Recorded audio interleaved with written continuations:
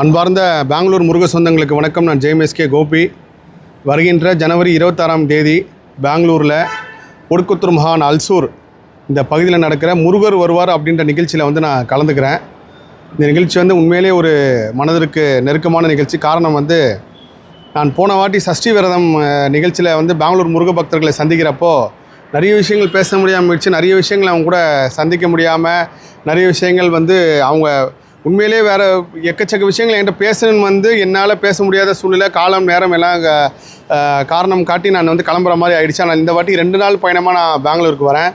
இந்த 2 நாள் பயணத்தில் முதல் நாள் ஜனவரி 26ஆம் தேதி இப்படி ஒரு அற்புதமான ஒரு நிகழ்ச்சி நடக்குது. அந்த நிகழ்ச்சியில் கந்தர் அனுபூதி அப்படின்ற ஒரு மிகப்பெரிய பொக்கிஷம் தான் சொல்லணும். எப்படி திருப்பம் தரும் திருப்புகள் மிகப்பெரிய அளவுக்கு முருக பக்தர்கள்ட்ட போய் சேர்ந்துச்சு, அதே மாதிரி இந்த கந்தர் அனுபூதியும் ஒரு பெரிய அளவுக்கு ஒரு முருக பக்தரோட வாழ்க்கையை மாற்றும். ஏன்னா அப்பேற்பட்ட சக்தி வாய்ந்த பாடல் அந்த கந்தர் அனுபூதி பாடல் கிட்டத்தட்ட 51 பாடல் அருணையனார் பெருமான் கொடுத்துருக்காரு. அதில் நான் ஒரு சில பாடல்கள் இந்த கலியுகத்துக்கு தேவையான பாடல்களை தொகுத்து எடுத்துகிட்டு வந்திருக்கேன்.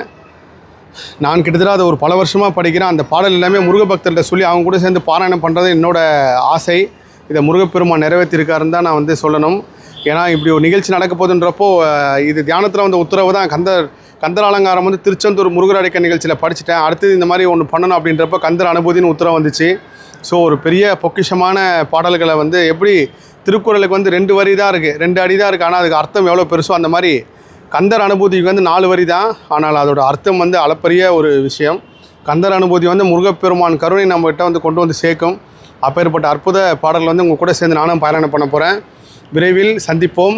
ஜனவரி 26ஆம் தேதி அல்சூர் பகுதியில் ஒடுக்குத்தூர் மகான் அந்த ஆலயத்தில் நடக்கிற நிகழ்ச்சியில் முருகர் வருவார் அப்படின்ற ஒரு நிகழ்ச்சியில் நம்ம சந்திப்போம். முருக சொந்தங்களே, எல்லா புகழும் முருகனுக்கே நன்றி.